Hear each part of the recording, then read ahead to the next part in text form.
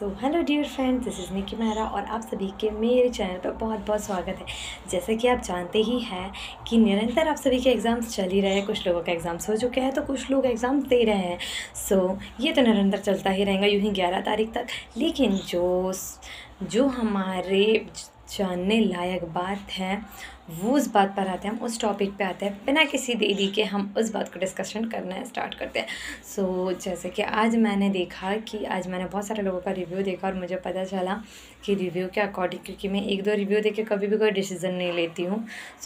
मुझे पता चला, आज मैंने रिव्यू देखा था जिसमें मुझे पता चला कि आप लोगों को किस किस को टॉपिक को बहुत अच्छे से रीड करके जाना है। यदि आप नहीं भी पढ़ते हैं लेकिन इन टॉपिक्स को पढ़ लेते हैं तो आप लोग हो सकते हैं 5 और अच्छे नंबर ला सकते हैं एग्ज़ाम में। चलिए हम बिना किसी देरी के उन टॉपिक्स के बारे में चर्चा कर लेते हैं, थोड़ा डिस्कशन कर लेते हैं कि वो टॉपिक्स कौन से हैं। वो टॉपिक्स जो हैं उनमें से सबसे पहले हम लोग पोषण और स्वास्थ्य की बात करेंगे, क्योंकि वो हमारा बहुत ज़्यादा इम्पॉर्टेंट चैप्टर है। जैसे कि आप सभी ही जानते हैं कि पोषण और स्वास्थ्य हमारे एग्ज़ाम पॉइंट ऑफ व्यू से बहुत ज़्यादा महत्वपूर्ण है, क्योंकि 55 नंबर्स तो वही देने वाला है।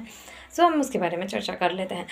आप लोगों को पोषण और स्वास्थ्य में जो टॉपिक्स है वो ज़्यादातर गर्भावस्था से पूछे जा रहे हैं, जिसके अकॉर्डिंग उसको क्या ज़रूरत होती है, उसको कौन से टीके लगाए जाते हैं, उसको क्या खाना चाहिए, ये सारी चीज़ें एग्ज़ाम्स में पूछी गई है अभी।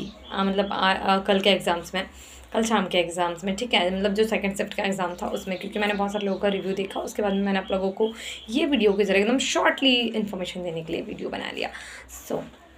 इसके बाद में जो आप लोगों को पढ़ना है वो किशोरावस्था पढ़ना है। किशोरावस्था जो है वो बहुत ज़्यादा महत्वपूर्ण है, आप सभी लोग जानते हैं, क्योंकि यदि इंसान की ग्रोथ होती है तो बाल्यावस्था में होती है और बाल्यावस्था से स्टार्ट होकर किशोरावस्था तक के यूँ ही मतलब निरंतर चलते रहती है।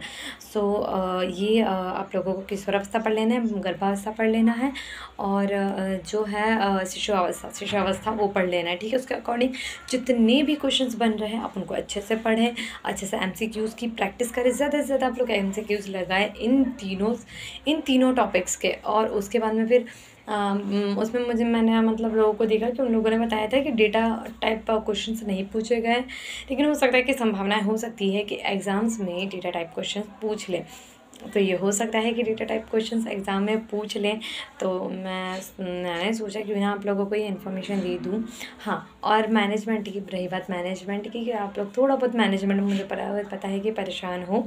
आप लोगों को कम्युनिकेशन, लीडरशिप और एक और एक सब्जेक्ट है, एक और एक टॉपिक है, सॉरी,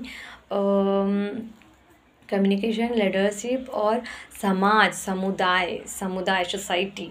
ये आप लोगों को इस पे थोड़ा सा फोकस करना होगा, क्योंकि ये मुझे लगता है कि समाज से रिलेटेड क्वेश्चंस आप लोगों को पूछे जा सकते हैं, क्योंकि इसके कुछ भी क्वेश्चंस अभी नहीं पूछे गए हैं। हो सकता है कि आप लोगों के एग्ज़ाम में आ जाए, और हो सकता है कि मैंने यदि ये वीडियो बनाया तो आप लोगों को थोड़ा बहुत तो शायद काम आ ही सकता है। तो आप लोगों को कुछ नहीं करना है। और रही बात CDP की, तो CDP में जो क्वेश्चंस पूछे जा रहे हैं वो जो हमारा बाल्यावस्था, शिशुअवस्था, उसमें वो बच्चे के कितने टेथ आ जाते हैं, कौन सा टेथ नहीं आता है, ये सारे क्वेश्चंस को थोड़ा सा एक बार देख लेना है। और जो सिद्धांत हम लोगों ने पढ़े हैं उनको थोड़ा सा एक बार रिवाइज ज़रूर कर लेना। बाकी जो मेन टॉपिक्स है जो आप लोगों को पढ़ कर ही जाना है, यदि आप लोगों ने इन 2 महीनों में कुछ नहीं पढ़ा है ना, तो यदि 3 टॉपिक